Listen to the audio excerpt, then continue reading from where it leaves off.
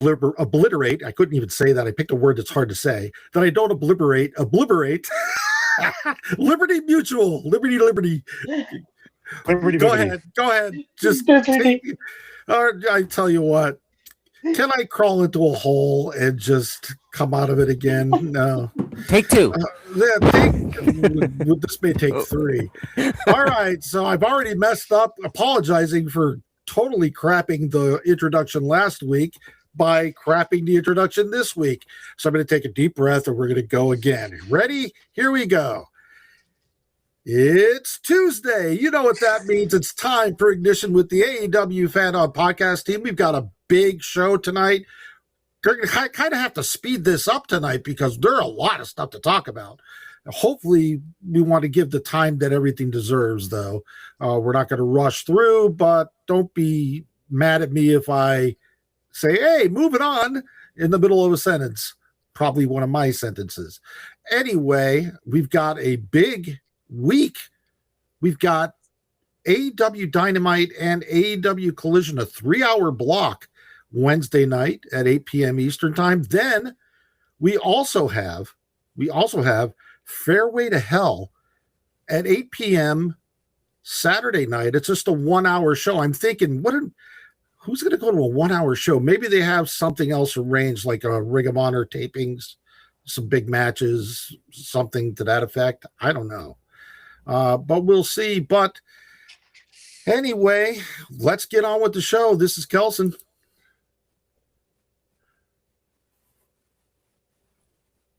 And this is Barry, but I don't see the graphics, so I'm just going to go ahead and plug the Discord chat anyways. If you're looking for some fun folks to chill around and chat wrestling Wednesday night during Dynamite, check out our Discord live chat. It's like sitting on the couch with your best friends chatting wrestling. There's my dog. She's coming up there. It's a little Charlie girl. It is a way to experience wrestling like you've never... No, I'm kidding. It's fun. Come. We're good people. We keep it light and heavy. Well, light and heavy. But see, Kelson, you screwed me up. I had a whole shtick and the image came up. Anyway, the show goes as Kelson goes, I guess. Show goes as Kelson goes. Hey, it's fun. We're easygoing folks. We got a good crowd on there. It's a lot of fun. And if you don't have anybody to watch wrestling with in person, join us virtually on the big old comfy couch. We're switching to a bit of good, sad news. Rebel received a humongous outpouring of support after revealing her terminal ALS diagnosis. I know, I'm pretty sure I can speak for everyone on here. She has our full support, prayers with her for, I don't know what to say about a disease like that, man. It's just... The only thing you can really say is we love you, Rebel. Yeah, that's really it. It's tough. This is tough. It's great. It was good to see how much support she has. And by the way, this is Rollins. On this date back in 2021, the Pinnacle defeated the Inner Circle in the very first Blood and Guts match.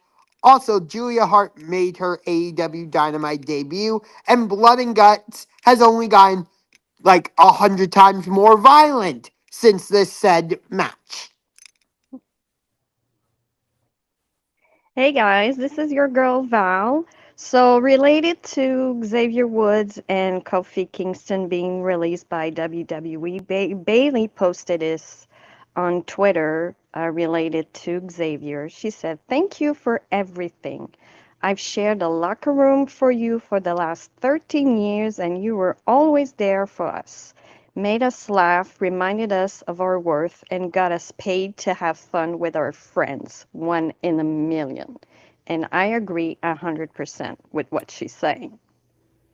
Yeah, I also, before we go any further, I did want to give a shout out to Clown, who is a regular over at the Everything Pro Wrestling podcast. They're doing their Dynamite review tomorrow night, I guess. I don't know. And he also says positive thoughts to Rebel and Jeff Cannonball, who was also battling ALS. That's just horrible. And is it me, or does it seem like the people that are battling ALS are getting younger every day. It's something. I don't know, but look, let's move on with the show because that's all we can do. The first thing we're going to talk about, kind of carrying on with what Bailey has said. New Day, the New Day. Is it the New Day, or they just go by New Day? Yes. I think you can use either one. Okay. Yes. Yes, it is. Yes, it is. All right. But anyway, they were not released. And if rumors are true, well, reports are true, they were asked to take a pay cut, and they said no, they got their release. It was a mutual release. Fightful is reporting that it is not a clean termination. In other words, they still have to go through their 90-day clause. I don't want to call it, a non-compete, because it's really not, because they're still on the payroll. But just I'll a just 90-day working notice period. Yeah, it's basically they gave their 90-day notice, but they're still getting paid until the end of it. But do you guys think that Kofi Kingston, by the way, his real name is Kofi, his last name is not Kingston, so he will be able to keep at least the Kofi moniker. But Xavier Woods and Xavier Kingston. Yeah, Xavier Woods is sounds good to me. Xavier Woods is probably to go by Austin Creed. Yeah, what probably. It would mean if they came to AEW, we'd have Austin Gunn and Ace Austin and Austin Creed. They should just form a faction and take down the Don Callis family, or join the Don Callis family, whatever. But anyway, do you guys think that they're a good fit for AEW? What are your honest opinions on this? Not as, oh yeah, we get a big name, but do you really see them fitting in? Yeah, I think they would fit in well. I think both are good workers, charismatic. In the tag team division, it's strong. Like, there's a lot of great tag teams, a lot of good matches they could work. I mean, love to see them versus the Young Bucks, obviously, Rascals, them and FTR, the Guns, like you mentioned, the Dogs. Like, there's so many good teams they could work with. I think they'd fit and work really well and be a nice new addition to the division. Do you guys think that the New Day, I don't know what they'd be called. Obviously they're not going to be the New Day. They may not come together at the same time. One may come, neither may come. One may come first, another may come two months down the line. You never know what their personal plans are. But do you see them as remaining as a team?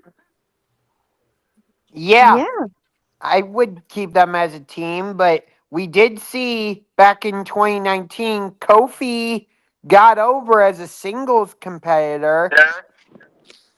So you do have that. I'd love to see them work with Swerve, because we know that they have a friendship. Swerve even talked about it in a press conference, I think after Dynasty, when he won the world championship. So you have that right there. Yeah, by the way, on our chat, Clown came up with a name for them, a new name, A Better Tomorrow. Interesting. I like it. I like that. Yeah, I like that too. I just think they're better. Yeah. It's different than I think it was Andrew Zarian made fun of the way WWE picks their wrestlers' names. It's like they throw a whole bunch of stuff in a hat and then they pull it out and they're like, oh, this and that. It's usually a state and a disease or something. I can't remember what they said. But, a state and a disease. Yeah, it's like, welcome to Maryland Chlamydia, the newest. Yeah, exactly. Okay. I was literally going to say Maryland Chlamydia. I know. I can read your mind, Chris. That's I was actually going to say Chlamydia, Idaho, but which is actually quite a pretty name. My sister's dog is named Chlamydia, so. But very infectious. Indiana. Very infectious. I'm sure that dog is very infectious. That's what I just Yes. said. Yeah. Yeah, Yeah. that's exactly Uh, what he just said. I'm stealing your thunder and I don't care. so so I really think that that the two are better together as a team. I don't want to see him with Swerve. I don't think that's a reality, but because Swerve needs to be by himself. But those two are great. I really want to know what's going on with Big E and if he's going to stay or whatever, because those three together would bring marketability out the wazoo for AEW and everything they do. So I think it's Well, safe to assume that Big E is never going to wrestle again. well, I don't want him to yeah. wrestle, but I really do Yeah, think he could be a manager or something. yeah, but he's got a cushy, thing going on at WWE right now. So he's getting So they asked paid, him to, unless they ask him to take pay a cut. 50%. Yeah, 50% pay cut, exactly. Yeah. Go, Valerie, I think you were going to say something. I'm sorry. Go ahead. Yeah, I was like very surprised that they got released. I thought they would be bound to WWE forever and ever and ever, but now they are released. Um, I'm just excited. I really want them to see with the Young Bucks. We have been teased and teased over and over and over again, either on being the elite or when they were doing their video gaming stuff, and I think AEW is where they're going, but I'm thinking that they would be a good fit with Bobby Lashley and Sheldon and MVP and the Hurt Syndicate. I'm seeing them in the group. I was thinking the same thing, and then I think it was MVP that came out and said something in an interview just this week. Just because wrestlers are black doesn't mean that they're going to be in the Hurt Syndicate. And he kind of took a little bit of offense to it. And I don't know if he meant that in a kafabi kind of way or Mhm. not, but it does make sense. I mean, think about it. The only person they've ever had in their group was a big Hebrew. Big Hebrew. So by the way, in our chat,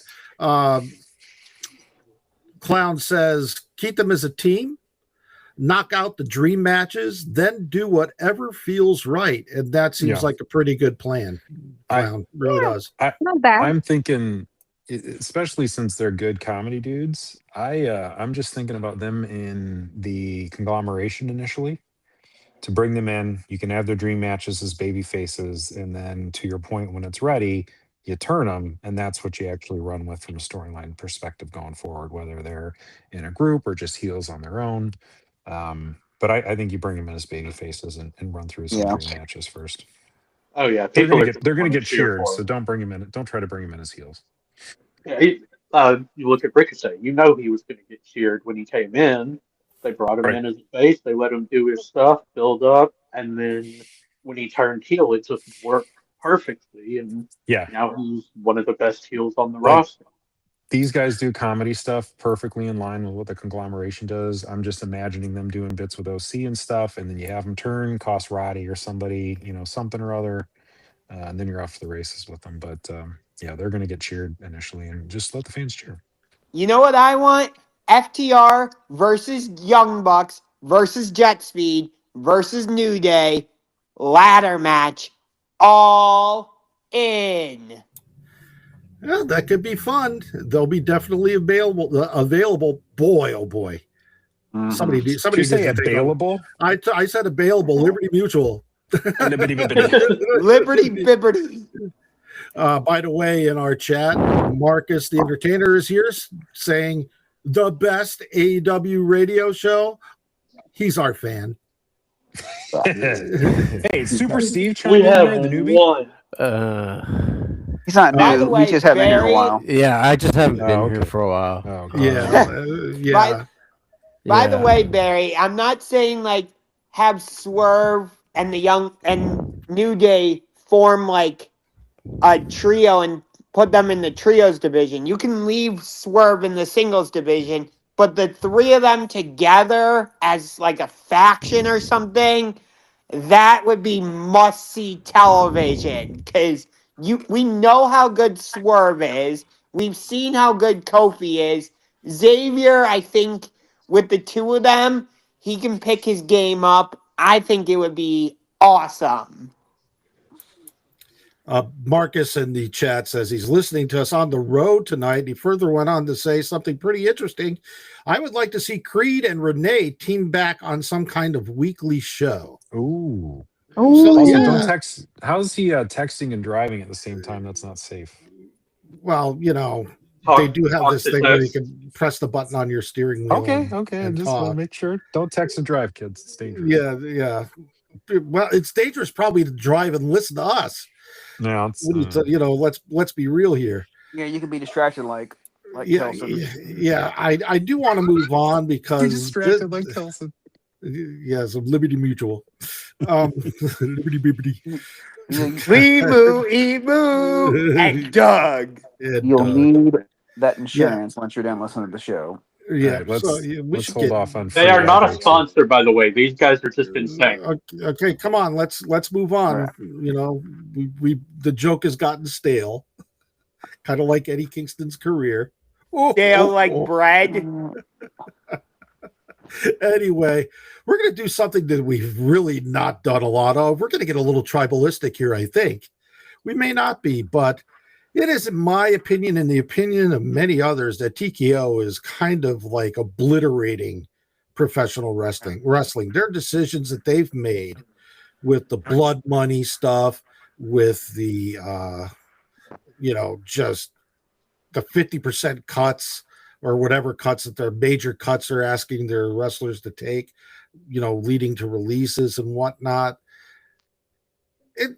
Frankly, do you guys see what TKO is doing now hurting AEW in the long run? It's certainly hurting wrestlers.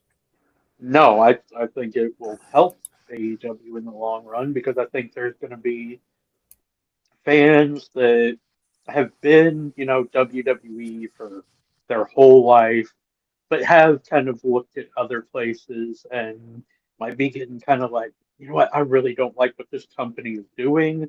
I'm getting less and less entertainment, and they're cutting people even though they're recording record profits. Like how can you be record profits and telling your wrestlers, we need you to take a pay cut? Like, I'm sorry, if you're losing money, you can do that, but you can't do it when you're making record freaking profits. Like, Well, they're just coming. Yeah. I mean, you can, but they're coming across as 3D scum sucking buttholes. Yeah, it's important to separate morals from corporatism, and many of us are frustrated with the moral aspect, which is valid, with the corporatist aspect, and those things are going to butt heads, which is why we get passionate as fans, because we feel and empathize for the performers when this happens. But they are a company that is focused entirely on profit, and it's a new era as a pro wrestling fan to have a promotion that is so hyper focused on that, to the detriment of the experience of fans and the performers, that I think it's going to be very strange to observe over the next few years. But I do think it's important people keep those separate from the morality play and the corporatist play, because they're not necessarily related. And I do think some of these decisions are difficult for them, but they still take the corporatist standpoint. It's like, it's a business. I have a number to hit from my executives. I have to hit it. And as somebody who has to lay people off, specifically just because they live in an expensive state or city, and I can get somebody for 40% less in another country that does about as good of a job, that's the type of decisions that I have to make on a regular basis as well. And it sucks. Yeah. And it's not easy to do, but that's something we haven't really had to experience publicly in a professional wrestling organization before. And for fans, it's going to be new and uncomfortable to go through. Go ahead, let me break in here, because Clown said something in chat, and I want to say what he said, and I also want to get your reactions to this, everybody. Yeah. So let me put up what he said in chat. He said, how can the head of TKO say he made 60+ million, then say we can't pay you the agreed upon terms of your contract, you need to take a pay cut. Because I mean, that's their target. I mean, that's what the target is for their budget. It's that simple. Again, take the moral thing. It doesn't have to be moral. They were given a number by the board. That's the number they have to hit. Period. That's how they do it. But you know, it's beyond the morality. I don't think it's a moral thing when you just flat out say everybody on our roster is expendable, because that's what they're basically saying. Well, yeah, they are. Yeah, I get that too, but yeah, they turn around and Nick Khan takes a bonus, takes more money in. Triple H, The Rock. That's what doesn't look good. You care more about putting money in their pockets when they're not the wrestlers themselves, and that's going to shine. And hopefully, maybe people will say, "Hey, maybe we shouldn't go to WWE in the future." So I gotta say the whole, take the morality argument out of it. Why? Why can you not be a good business and still be decent? I'm not disagreeing with you, Chase. That's just their model. They don't. Yeah, that okay, doesn't but factor into the model. well, it's a crap model. I mean, well, I think I'm not we all saying can morally agree it's on right. that. Can I just jump in just for Yeah, go ahead, 30 Val. seconds? Go, Val. The reason why I'm not watching WWE anymore is for, I'm sorry, sorry for the language, but for shitty storylines and things like that, very unpredictable, that is now becoming predictable. So who said that fans who were WWE, like I've been watching WWE like I'm probably like 6, 7 years old. And for the last 5 years, I started to watch less and less and less because I was getting bored by the storylines and all the things that happened backstage. So ever since TKO came in, I've never watched WrestleMania, the last 2 or 3. The Royal Rumble last year was very predictable with the winners, so I was like, I'm done. I'm really done. And I'm so glad that I don't watch WWE anymore because it sucks. I'm sorry. It sucks. I want to cover something real quick, Kelson, that's kind of outside wrestling that I think Go plays ahead. into here, and we'll explain some of what we're seeing. And it starts with Ari Emanuel. So if you're not familiar with Ari Emanuel, he founded Endeavor. He initially cut his teeth working for CAA, Creative Artists Association, I think, or agency, which is a talent agency and a literary agency in Hollywood. He came up, actually, if you've seen the movie or the show Entourage, Ari Gold, I think is the character, is roughly based on Ari Emanuel. And what CAA did, they're referred to somewhat as the evil empire, and this is where he cut his teeth before breaking off to form his own talent agency. Their model is much of what we're going to see from WWE. In Hollywood, there is a constant stream of people that want to come in to be writers, actors, directors, right? You're never going to run out of new talent. So their model is they'll sign people, a hot script or a great read or a young actor or some director out of film school who's got an indie film that makes it big. They'll sign them. And they basically get 6 months to 2 years to do something. And if they don't, they just ghost them and they cut them. And their model is they hope they'll bring in a new crop of people constantly. They hope they get a whale that they can land. And then that's who they'll ride and make all their money off of, and who that actor, that writer, or that director, or whoever, all of the content, the IP they produce, they get a cut of all of that. In addition to that, CA and other talent agencies use something called packaging, where they'll say, okay, yeah, you can hire this actor, but you also have to hire these other actors. You have to agree to bring on this director for this other side project. And they package all of this stuff together, and then they get fees off of that as well. A lot of times the talent doesn't even know that's going on, and there may be a deal that they think is close that blows up because their agent's trying to do a package deal on something else. It doesn't go, and so they tell the writer, director, whoever, oh, that didn't work out. I have friends who used to be with CAA and they left specifically because the stuff that they were working on took a couple years to get going, wasn't fast enough for CAA. They cut them. They went to a smaller boutique agency. Within 6 months, the stuff they were working, they got off to the races and they made their stuff. That's what you're seeing in WWE. That's the model they're going to start following. It's going to be The release and sign model and promotion model we've seen from NXT every year, much more aggressive. If you're not cutting it on the main roster, they're going to try to negotiate you down from what they initially signed you at because they don't perceive your value. If you don't like it, they'll let you go because they believe in their model. They're going to bring somebody else in and they're going to get a whale out of each class. They're going to get a John Cena, a Rock, whoever, Stone Cold. They only need one of those and they can milk that person for 10 to 15 years from each class. And eventually that'll build, and that's the model they're going to continue to follow. And that's what I see happening with the WWE. Yeah, roster as well. but Barry, would you agree that if you take a whale out of the ocean, they're no longer a whale? That's the problem that you're running into with WWE, in my opinion, is because let me talk. If you take a wrestler out of a wrestling ring, they're no longer a wrestler. Sure. When you so look you're riding at as much as you can, and then so there was a meme that went around earlier, I think in the middle of last week, where WWE is no longer World Wrestling Entertainment. It's just World Entertainment.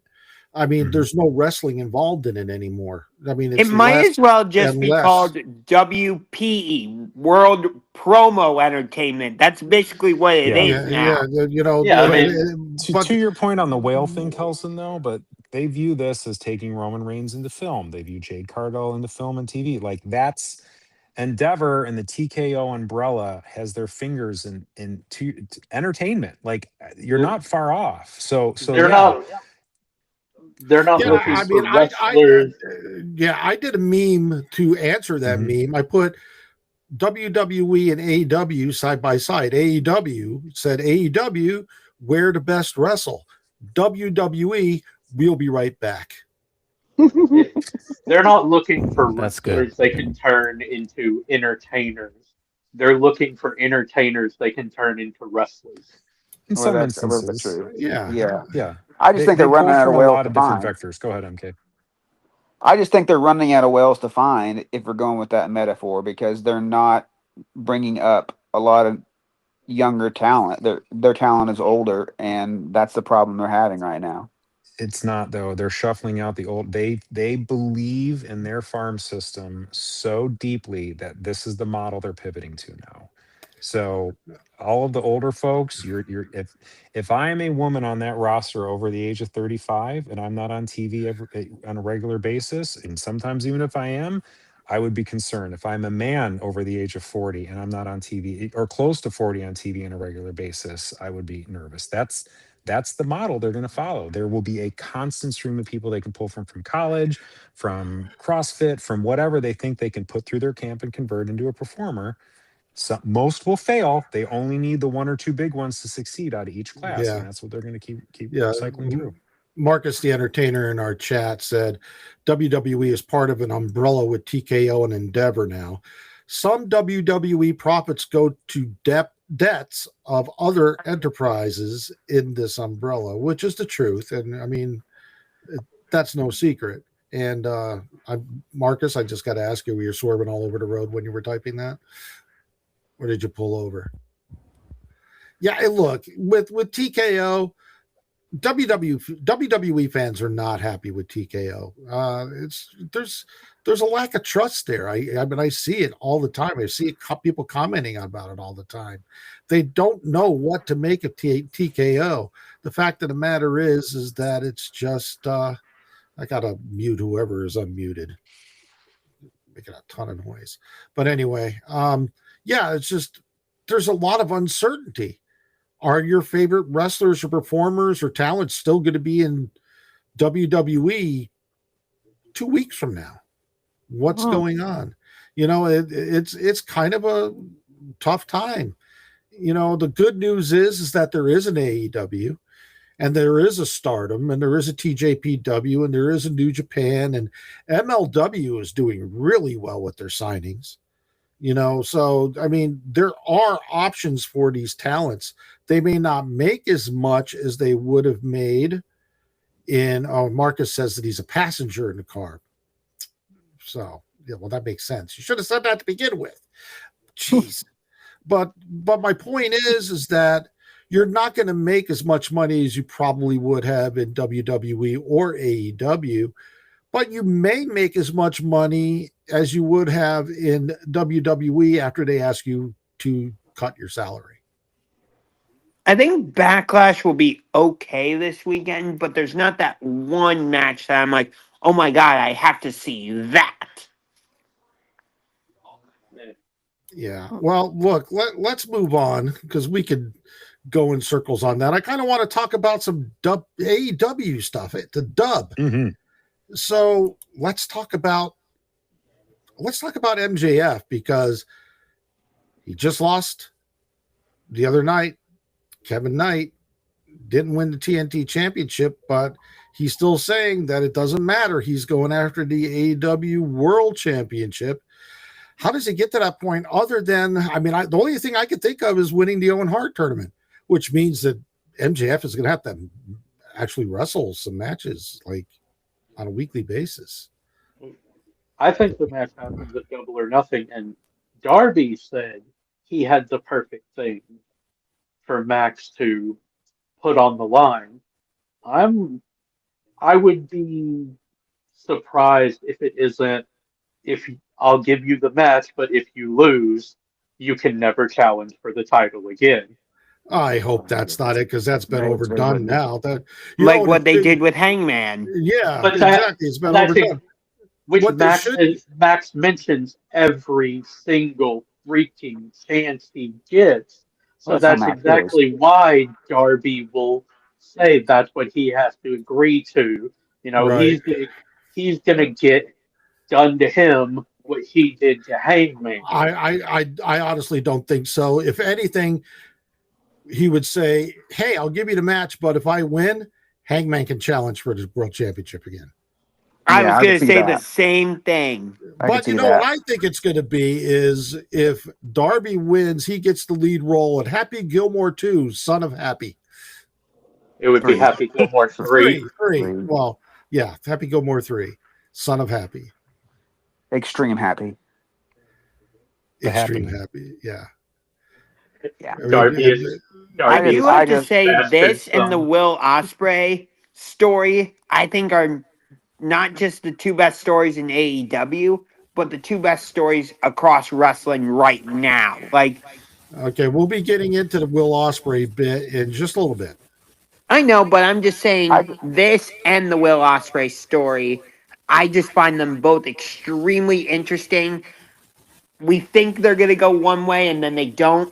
I thought Max was going to win the TNT championship and he was going to put that on the line to get Darby to give him the rematch, but that obviously didn't happen. Rollins, so now I don't know. Rollins, let me interrupt you because we're getting a lot of echo from you.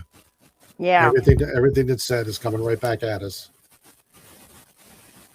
And echo. Oh, and me too. Yeah, and Super Steve, you're going to have to mute when you're not talking because there's a lot of static coming out of your end. Let's look at the chat real quick. Let's see what Clown had to say about this. He said, "So was I."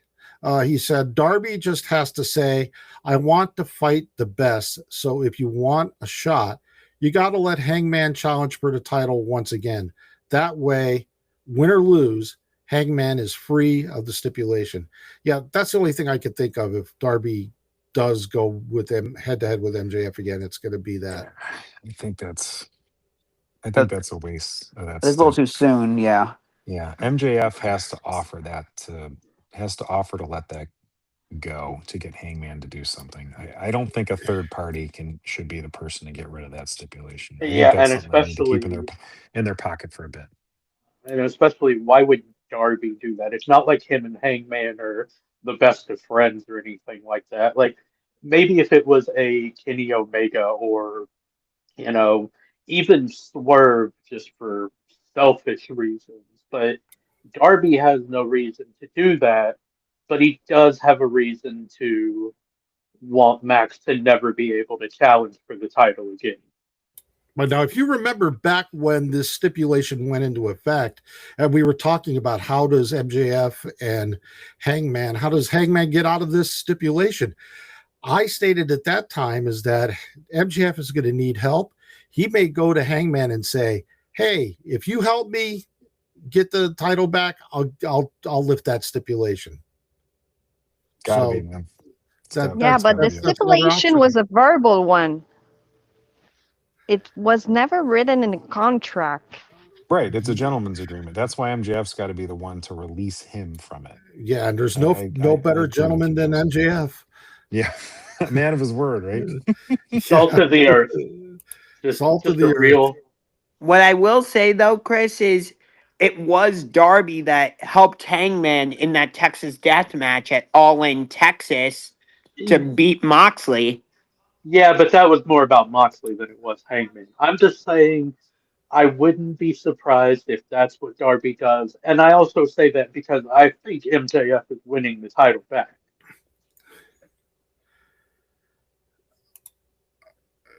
We've got Peter Tran in the chat, and he says, "Hey, Christopher, I don't know if you're talking. Is Peter talking to Chris in the podcast team? Do you know Peter Tran, Chris?" I don't believe so, but maybe. Okay, maybe somebody else in the chat is named Christopher. But anyway, welcome, Peter, and we are going to move on because we've still got a ton to talk about. You know what? I probably do. Yeah, I think I know. Okay, but Sorry. this one is a pretty interesting topic to me because Willow Nightingale, comeback killer. I have a graphic up with 5 women. If you're not watching on YouTube and are listening to this on the podcast channels, Britt Baker, Nyla Rose, who just became the AEW Tag Team Championship with Nightshade, I believe it was, Mercedes Moné, Riho, and Ruby Soho. 3 of these women have been AEW World Women's Champions. Of course, Mercedes Moné has been the TBS champion, the longest running TBS champion, and the greatest TBS champion of all time. And Ruby Soho, well, she's just here because she's never won a belt before. But somebody's got to take down Willow Nightingale, and it's pretty assured that it's going to be somebody that's on a comeback, wouldn't you think? So do you think it's one of these 7 women, or do you think it's somebody else that's not in this photo? Well, my pick, I'm sorry. I know people won't be okay with it, but my pick is Mercedes because I'm a huge Mercedes fan. But if I don't pick her, I would pick Ruby. I would pick Ruby 100%. I want her back in AEW. Okay, fair enough. And I have no problem with Mercedes either. Anybody else? I agree with Valerie there. I think I like Ruby as the one to be the one to kind of stop the comeback killer and win that title and get herself a big moment. Like you said, all of these other women have had big moments. Not that, just because they don't deserve it again. But I think Mercedes is going to focus on the world title when she comes back. Riho, I love, but she's gone and then back and gone and back so much. I don't know if they have faith in her to be a champion. Britt Baker, I think she's doing very well in her dentistry job. And She's not doing dentistry anymore. Yeah, so that was bad. I was trying to say something nice. No, you weren't. Yes, I was. I don't. I think that's what's great about this is we don't know who it's going to be. It could be anybody. Ruby coming back would be awesome, but I don't see her winning. A lot of those others, like Nyla, I just can't because of society, the way it is right now. So it's up in the air. That's what I like to see about this division. It needs more ambiguity. Yeah. Anybody else with any comments about this before we move on? Steve? Do you guys think that, like, because I look at Mercedes as the easy pick, and I'm wondering if some of that is because they're trying to kind of establish Mercedes and Willow as one of those longer term feuds. So we've got Swerve and Hanger, MJF Darby with their history. On the women's side, there isn't really anybody that's got that long term feud you can heat up at any time. Do you think there's a Well, chance that's kind of what they're going for? I don't know. One other thing that I can say is that we still have not heard anything about what is ailing Tony Storm, Mm. which Yeah, I was it going to could be say a Tony word. Storm. I mean, even though they say it's been reported that Tony Storm's not going to be back in 2026, we've seen alternate versions of Tony Storm recently. So maybe she is coming back and maybe this is where she's going. I don't see Mercedes because she's already been the TBS champion. Why would she go after that again? She's got to go after Yeah. Tekla. Plus, What if it's if just Tony does revenge? win the TBS, I Yeah. believe that would make her the first ever Triple Crown champion in the If she, women's division. Triple if Crown. she, how do you figure? She's only got one championship in AEW. Oh So crap! Why did I think they won the? Why did I think they won the tag titles? because No. you're not thinking.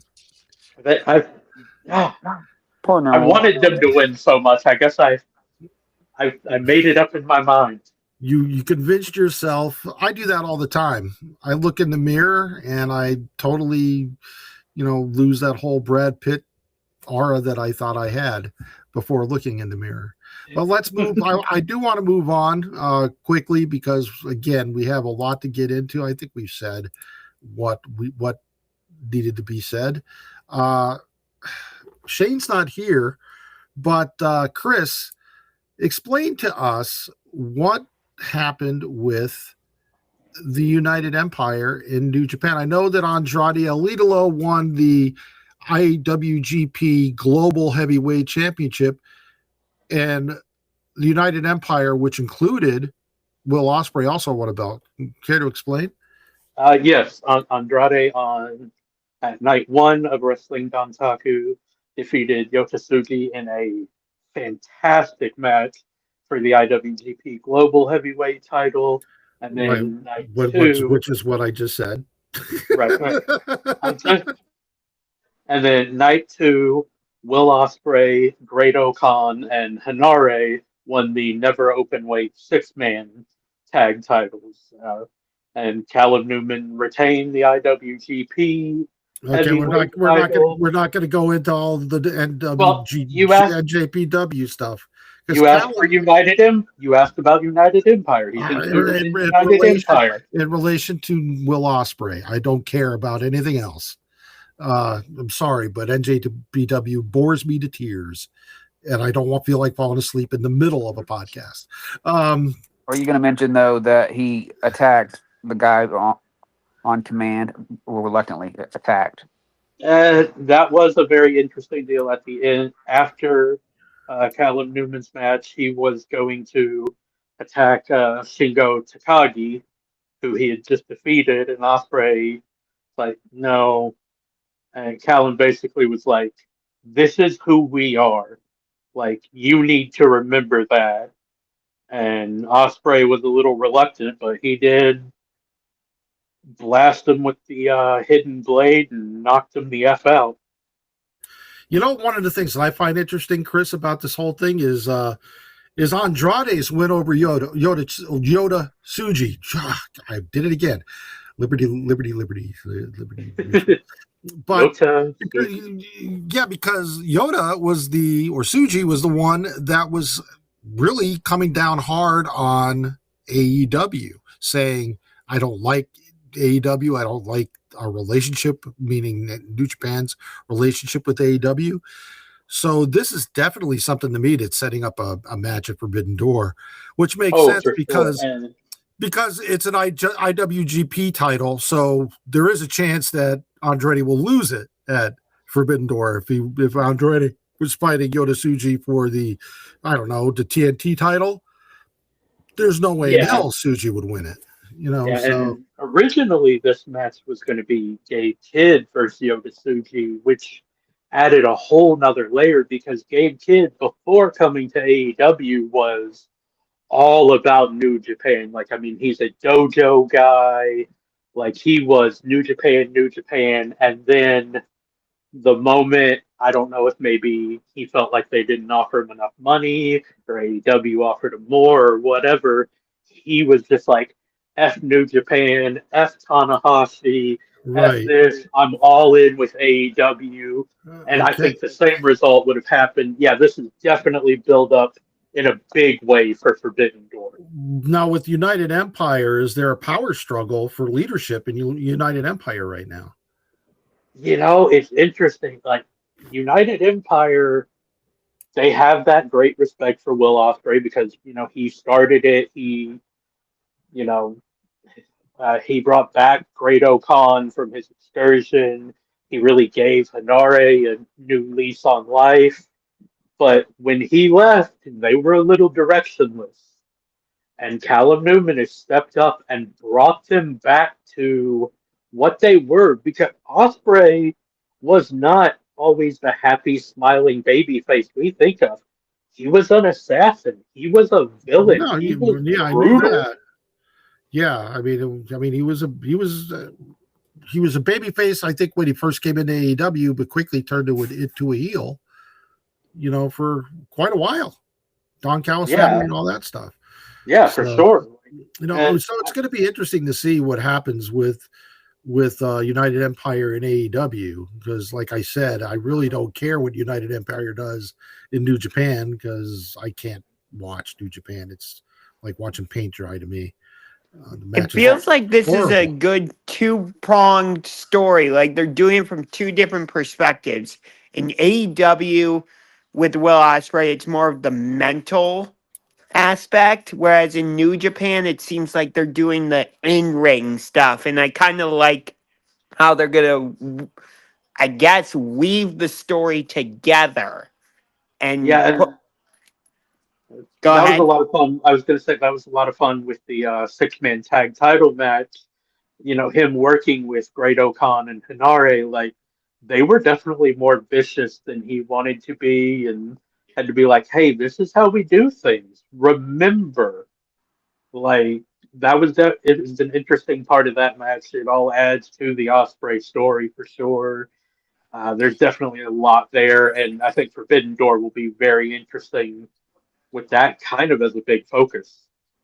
How how much of this is Will being influenced by two different voices on his shoulders to be more intense? Because Moxley's kind of trying to get to him in the same way that United Empire might be.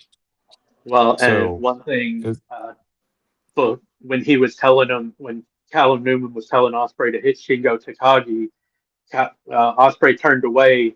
Callum grabbed him and go on, Death Rider. yeah, The Yeah, other thing we have to think about, though, Chris, is if you remember on last week's episode of Dynamite, Samoa Joe called out Will Ospreay because he was saying like, "We helped you get to the point where you are," and so there's that aspect too. Where's Bro, that whole thing gonna go? there's so many elements of the story with Osprey that make it so interesting. Like you said, yeah, it's one of the best stories because it's not about, oh, is he good enough? It's a redemption arc that's not a redemption arc, because it, it's just really interesting, and yeah. I'm Well, looking forward to seeing more of it. I want to go to the chat because we do have some comments in there. Peter says the War Dogs made Callum heel all the beating he got in the past. Conrad is he just so low. Conrad, are you going to, if you wouldn't mind answering in the chat, are you going to be doing your Dynamite review show tomorrow night after the 3-hour block? If you let me know. Shane is in the chat, says, "What's up, folks?" And he also said, "Sorry, I missed this evening. Just woke up from a very much needed nap." Well, la-di-da. And Peter said, Billy Death Rider. And then Shane also said, by the way, I was only joking with you, Shane, said, speaking of Samoa Joe, he's heard he's going to be making a retirement run sooner than later, which good. makes some sense. Seriously? Which makes sense. I mean, I think he did announce that he was going to be retiring sooner than later a few months ago. Wasn't that right? And then Marcus the God said, this Will Ospreay angle makes Forbidden Door the most interesting it's ever been. That's not saying much. And and Shane said, Kelson, I will break through that steel cage door. Yeah. Just like RoboCop. Yeah, just like RoboCop. Yes. Let's move on because we do need to talk about We got to talk about Dynamite. Kevin. Oh, we're Dynamite. going to talk about Dynamite, and I guess the first thing that we need to talk about Dynamite, because Conrad hasn't answered me yet, but normally after a Dynamite, Conrad Cushman and Derek Shelton host the AEW Dynamite review show over on the Everything Pro Wrestling podcast. That is at EPW Show on YouTube. It's a lot of fun. I don't know if they're planning on doing it tomorrow night. Maybe we'll get an answer by the time this podcast is over, but Conrad just kind of peeked in and poked in and said hello, I think. But anyway, if they are doing it tomorrow night, it would be right after, like 10 minutes after the Dynamite Collision block goes off the air tomorrow night at 11 o'clock p.m. Eastern time. Then we would have normal next week with the 2-hour Dynamite. It would be right after that Dynamite. So there you go. It's a lot of fun. Go ahead and go over there and check them out. But let's move on to talking about Dynamite and a Dynamite preview, so to speak. Excuse me. And the first match we're going to talk about is Darby versus Kevin Knight for the AEW World Championship. Does anybody see Darby Allin losing this title tomorrow night? I don't. No, Hell no. No, I don't Of course either. not. Don't see it. But that match gonna be a banger. Yeah, I've said this multiple times. Darby Allin title runs are simple. He wrestles every freaking week, has great matches, pulls off the victories until it comes pay-per-view time where he loses to a big heel. It's predictable, but not in a bad way at all, because the matches are always so damn good. I've lost interest. And I've lost interest too. Darby is not world championship material to me. And I just don't understand it. I mean, you've got a 185-pound guy out there being the big man in AEW, and it's again, like I said last week, it's reminding me way too much of the Orange Cassidy International thing where he defended 44 times. He had a match every week, and every match ended the same way practically. It was unbearably boring to me. I would rather see two mid-carders than a Darby Allin World Championship match every week. Now, if he was doing it once every 3 weeks or something like that, I wouldn't have as much of a problem with it. But he's doing it even twice a week. I just don't get it. I'm not enjoying it. I'm sorry, I'm not. You definitely make a valid point, Kelson. I do understand where you're coming from. I'm personally enjoying this, not as much as I enjoyed what Orange Cassidy was doing. And I don't mean that as a troll. I just am that big of a fan of Orange Cassidy. I want to see him as AEW World Champion at some point. But in terms of this, I love that they're pushing Kevin Knight this much. I've become a huge fan of his. I think he will be AEW World Champion at some point. Not coming out of this match, though, but these two are going to put on a really good match. Rollins, my concern is you're going to have Darby beating. He's not beating like jobbers. He's beating contenders. Yeah. And Darby is beating all these contenders, which makes them invalid as contenders to me until they go and beat other contenders themselves. So basically, it is what it is. Go on to the chat. Shane says, I'm with Kelson on this one. I don't hate Darby anymore, but I think he's going to run out of gas and drop soon. It's clear that Ospreay is going to be the guy.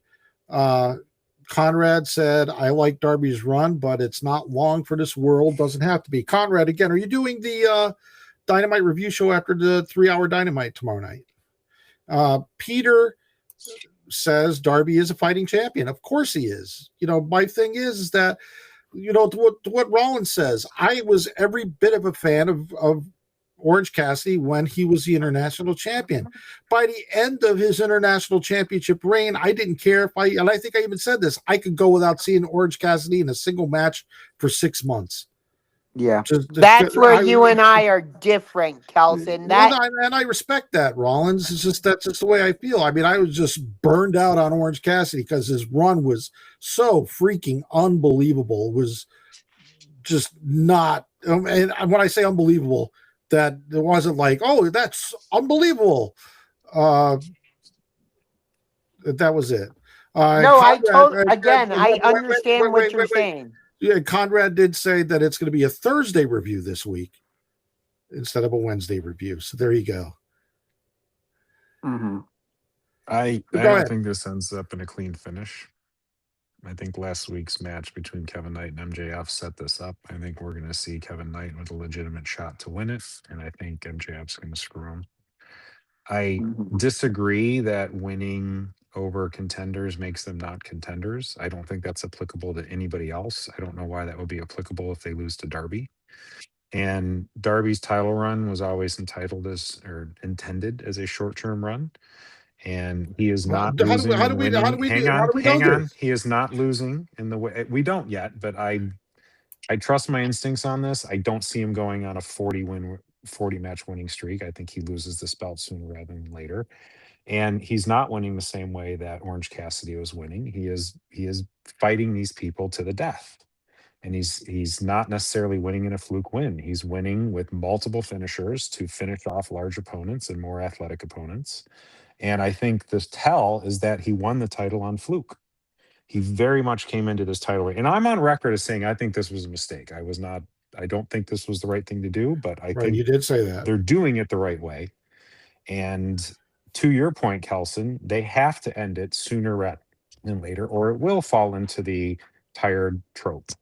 If this is a short-term title reign and he drops it to somebody at Double or Nothing or shortly thereafter, I think that's fine. If Darby's not your flavor, I think that's okay too. And I understand it's going to be hard for people to enjoy these matches if they're not a fan of Darby or style to begin with. That's totally valid. Well, it's not that anybody who thinks it's going to be like a 6-month reign is. I mean, it's not. It's not. Yeah. Go ahead, Kelsey. Well, here's the thing: is that this is what Conrad in the chat asked the question. I'll put it up again. He said, "I think something to think about is what is your All-In main event? If Darby is still the champion at All-In, it's a massive fail. Massive fail. Massive. I don't think we need to look at that. The I don't know who gets next, honestly, but Darby's going to drop it soon. Yeah, if not Double or Nothing, something soon. He's not the All-In main event. He's not drawing ratings. This is a short-term thing because if they're going to do it, this is the period to do it, and they're doing it, and it's fine. And I think it'll be over, and it's not going to be a big issue for folks who don't like it. Go ahead, Chris. The All-In main event is MJF Will Ospreay. That's why I'm saying MJF wins the title back at Double or Nothing. It makes sense, Darby, whatever is put on the line is put on the line.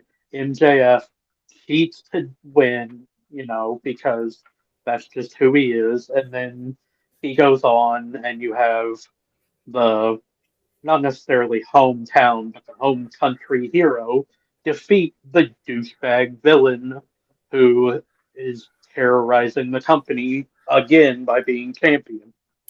Well, let me ask you this, Chris. You said that the All-In main event is going to be Will Ospreay and MJF, which means which means that possibly it's going to be Will Ospreay or MJF taking the title off of Darby Allin, unless it changes twice before then, which is a possibility. But of the two, Chris, who would be your pick to take the title off of Darby Allin? Will MJF, Ospreay or MJF? MJF, Okay. like I said, he's winning it double or nothing. Like I think that's the way the story is going. Like Darby, was able to get one over on MJF. Then he has this title run where he defends week after week after week, and MJF comes back at double or nothing and is able to beat him like he's done almost every time they faced off. Like Darby doesn't really have a great win-loss record against MJF. Like his big win came as MJF was done and gloated when the ref had their back turned instead of taking advantage, which Right. Darby then did. So the story just makes sense for MJF to take the title back at double or nothing. All right, I just don't. Go Sorry, ahead. I just don't think that Osprey's ordeal with the Death Riders will be done by the time All In runs around. I just really don't. I think it needs. He needs to actually beat Moxley at All In and get his win, because we've seen at All In, correct me if I'm wrong, we've seen those two, the MJF and Osprey, against each other in London, correct? Yeah. Yeah, it's in London. Yeah, I just want to see Osprey focus on other things besides the world title run. He has his time, but I don't think his time needs to come just because he's a hometown country guy. That's kind of played out. They did that with Paige, and I didn't approve of that. Yeah, There is I got some bad news for you, MK. Yeah, and I just want to, before you go, Rollins, Shane just said that MJF picks it up, Ospreay snags it at All In. Conrad said, "Love this pod." Thank you, Conrad. Appreciate that. Go ahead, Rollins. I'm sorry. There is a rumor that AEW is going to be running a pay-per-view in July at the Bell Center in Montreal called Redemption. And I would imagine they're going to do that because one God is going to win the title, and maybe that's that's how you set up Kenny Omega versus Will Ospreay for the title in Wembley. You took the words out of my mouth, Rollins. You're welcome, Val. You're welcome. All right, well, look, I want to move on because we still have a couple of things to go over before we end the podcast, and we're kind of running long already. I want to move on to a pretty interesting match. Orange Cassidy against Dax Harwood. It's a double jeopardy match. If Orange Cassidy beats Dax Harwood, the conglomeration gets a future AEW World Tag Team title match. However, if Dax Harwood defeats Orange Cassidy, that means that Dax Harwood, Cash Wheeler, FTR, and Tommaso Ciampa get a shot at the AEW World Trios Championship. So it's kind of it's not kind of it is a double jeopardy match. The fun step. Yeah, it is. It's a cool little step on a match that otherwise may not have been as cool to watch. Let's face it, this adds something to the match, and it's not predictable. No, it's not. So what do you guys think? What do you think of the stipulation? And do you guys have any thoughts on who may win this match? I was interested in this match. Sorry. I was interested in this match even without the stipulation. Orange Cassidy has always been one of my favorites, as I said earlier. And I like Dax Harwood as a singles wrestler. I do too. There was a period of time where I was saying he should get a bit of a singles run, maybe give him the TNT championship, something like that. But nonetheless, I think the stipulation just adds to it. I like what you said, Kelson, about making it more unpredictable. It feels like Dax is going to win just because they're building to Double or Nothing and the big tag team match, so it makes more sense for Dax Harwood to win. But if they want Orange to win, I'm not going to be upset about that either. No, well said, Ken. By the way, Rollins in chat, Shane just said that Rollins and I are going to be friends forever. I love him. So you keep that romance going strong, okay? I'm gonna go short and sweet, and I'm gonna pick Dax. There's really no wrong answer here. I think that whoever wins this match, the resulting match is going to be fun. Yeah, and Rollins summed it up pretty good. This would be a fun match without the stipulation, but the stipulation just makes it a little more unpredictable. I'm gonna say Dax wins it cheap. All right. Well, go ahead. I like that they're just doing these more often, these types of stips. It's been nice on TV to have more significance to some of these matches. So I'm pleased to see them do this here, and I like they've been doing this more often. Yeah, I agree. I like Can I piggyback off of something Chris said super quick? Let Steve go first. Okay, so I want Dax to win, and I want to see FTR, and they're going to team up with Tommaso for that trio. I'd like to see them as a team and see how well they do against the conglomeration. All right, yeah, that's good. Rollins, go ahead, buddy.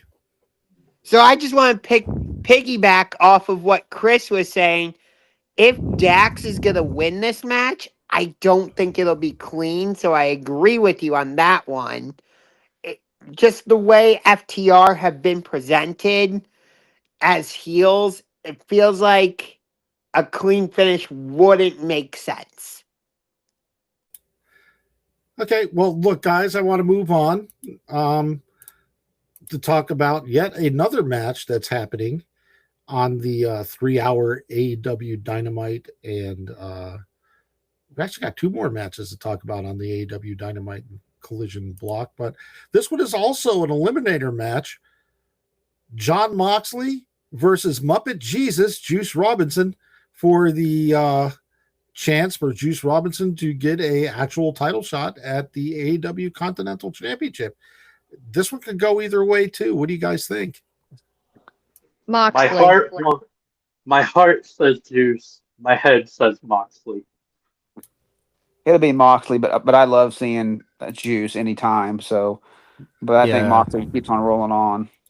These two have had really good matches against each other in the past, so I'm looking forward to this one, regardless of the outcome. Moxley is going to use this match to send a direct message to Will Ospreay, I think. Where did Okada debut? Was it Mexico? For AEW, wasn't? I thought it was Charleston. It might have been. It was Atlanta. You sure? I think it was Atlanta. Okay. All right. Well, if that's the case, never mind. I had an idea, but... Well, Shane just had an idea. He said, Juice rules. Said, dude, Juice rules, as Shane would say.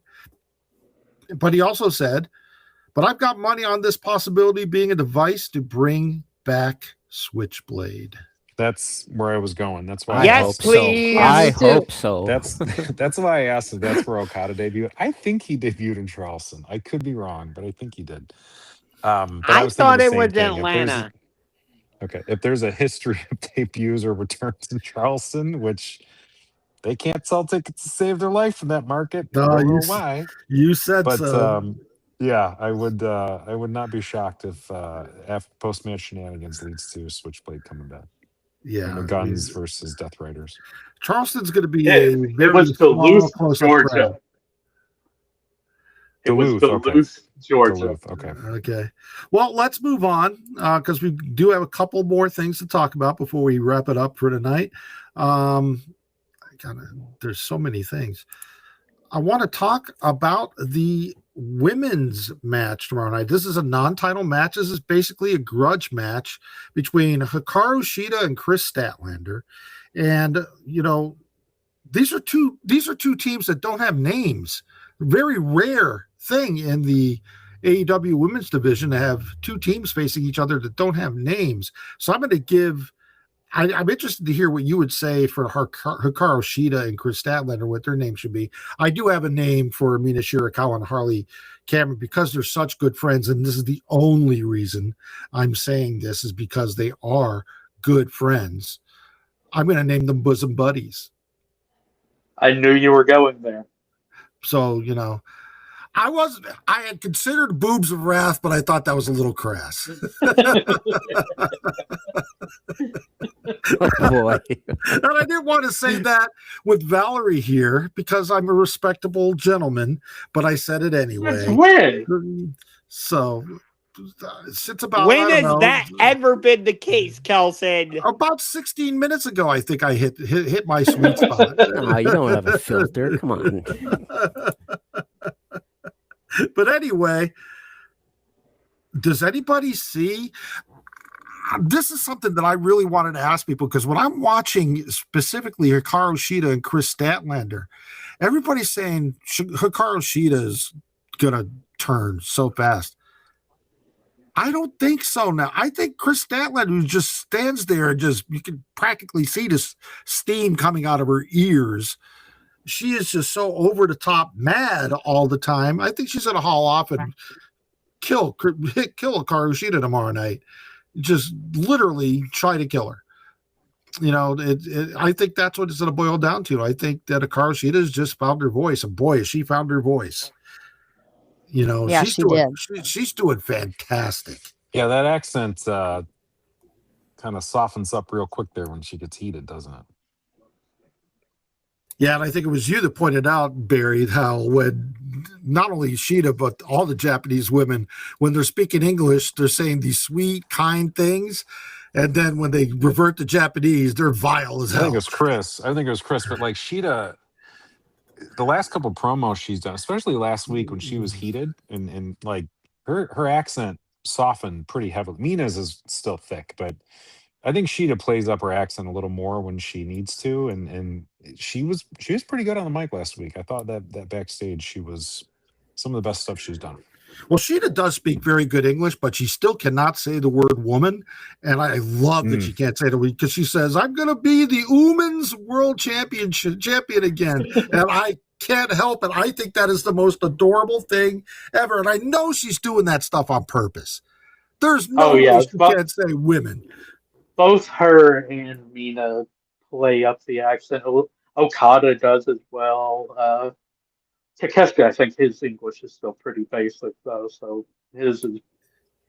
But yeah, all of them play up the accent a little more. And yeah, I mean, Japanese is a tonal language, so like when they are fired up, it comes through more because you put that emphasis on certain words and everything. That I will always root for Mina Shirakawa. Mina Shirakawa. Like, get daisuki desu. Yes. Whatever you just say yes. Whatever you just said was racist as hell. I'm just gonna tell it wasn't. You made come on, you used that weird accent, I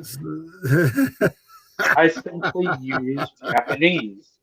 Like I said, it is a tonal language. Yes, you have said that in the past as well, that it is a tonal language. But, yeah, Mina Shirakawa all the way. Boobs of Wrath. Bosom buddies. Let's be adults here. No, I can't do that. I could never pull that off. Anyway, let's move on to Saturday night, Fairway to Heaven. There is a big match. Didn't and I apologize because I'm having a brain fart right now, but didn't Jungle Jack Perry and Mark Davis have a recent match already? Yes, like Dynasty. Like two, maybe was it Dynasty? Dynasty. Was it 0 Hour? Yeah, it was. That's right. Yeah, it was. I knew they had a recent match. I just couldn't place it. It was driving me crazy.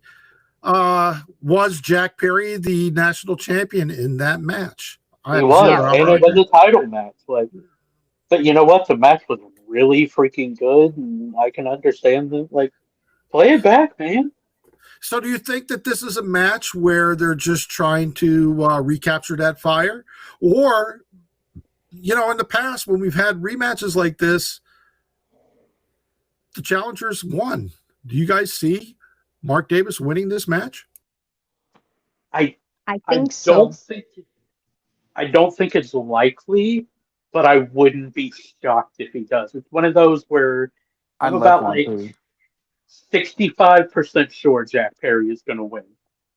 I'm just not buying into Jack as TNT champ. I think it's time to put on Mark Davis. He's done a lot for AEW. He's shown growth.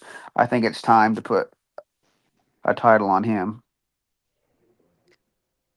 Jack is the national champion, not the TNT champion. Yes. Yeah. Well, Yeah, national, but still, yeah. it's just yeah. I agree with that. Davis needs a belt on him. I did want to bring up something that Shane just said. He said, I'll be right back, folks. Got to take this call. It's TKO. They keep talking about contract restructuring, and I'm pretty sure I'm about to get a sweet raise. Get it? You should have been here earlier when we were talking about TKO, Shane. That's all I can say. I wish you would have hopped onto the pods for that segment. All right. Well, back to Jack and Mark Davis. Anybody else think that this title is going to change hands? I think it's gonna change. I do, think Val. it's going to change. Interesting. Val, let me ask you specifically, why do you think it's going to change? Is there a reason? Is it just a heart or gut feeling, or is there something, other than that? Well, I saw the match at Dynasty Live, and it was great. And I've seen the work that Mark Davis put in with everything that's happened to him and being paired up with Jake something, I think it was his name. And Jake then Doyle. In TNA, it was like yeah, something. and yeah, and with everything with Kyle being injured and everything that has been put towards him, and he stepped up. So I think he deserves a title. And All right. he was a trios champion, right? He was. Yes, he was. And it was not long, so I don't see why he shouldn't be champion again as a reward for all of this hard work. Plus, it adds to everything with the Don Callis family. Right. Please don't mention Dawn. Well, you just did. Don Callis. That's I all I love will say. Don. I love him. Peter in the chat says, I hope Davis wins. Perry is getting boring now. Shane in the chat says, it's a new day, baby. So, yeah, he missed that part of the show too. Anyway, we're gonna wrap it up right there. Be sure to check with us next week on YouTube at 8:45 p.m. Eastern Time live, as this show is. If you can't make it with us live, you can find us on your favorite audio podcast platform, iHeartRadio, Apple Podcasts, Spotify, Audible, Amazon Music, and more. I don't even know where we're all distributed at, but that'll be up probably about 2 or 3 hours from now. I thank you for the people that came into the chat: Peter, Clown, Shane, and Marcus. Really appreciate you guys, and Conrad, of course. I really appreciate you guys coming in. Hope you see you again next week. And tell your friends. By the way, while you're here, hit that like. Well, nobody does this as good as Barry. Barry, what should people do? I wasn't ready to. You got to smash that like button, hit that subscribe. Don't forget to hit the bell so you're always told when we're got new content. Was that a Do Hit it. that like and subscribe. Hit that Like like and subscribe. It really helps out the algorithm. Yeah, it really helps out the Yeah. algorithm, really. But in all honesty, it does. You know, I personally have never seen the algorithm. I've looked for it. I don't see it.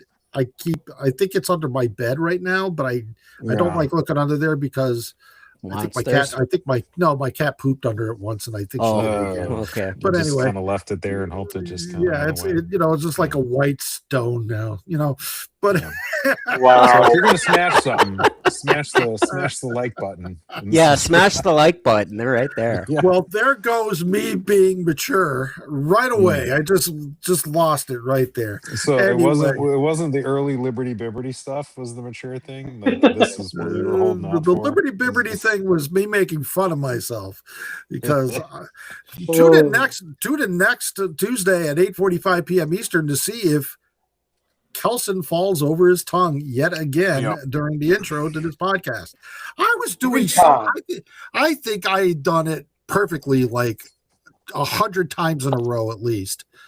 And for the last 2 weeks, I can't say anything. Practice it Have you perfectly, and then when it have you comes tried time, you got the yips.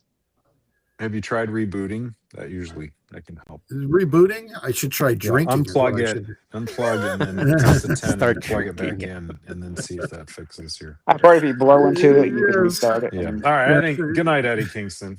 Yeah. Good night, Kenny. Good night, Orange Cassidy. Good night, Good Eddie night. Kingston. Good night, boobs of wrath. Boobs of wrath. Oh, yeah. There you go. Oops, okay. Give a like for that. Yes, give us a like and smash for that. Smash those boobs. Wow. Valerie, I am so Jesus. sorry. Hit I the am subscribe button with the Jews effect, courtesy of Chris Jericho. There you go. Thank you for bringing it back reasonably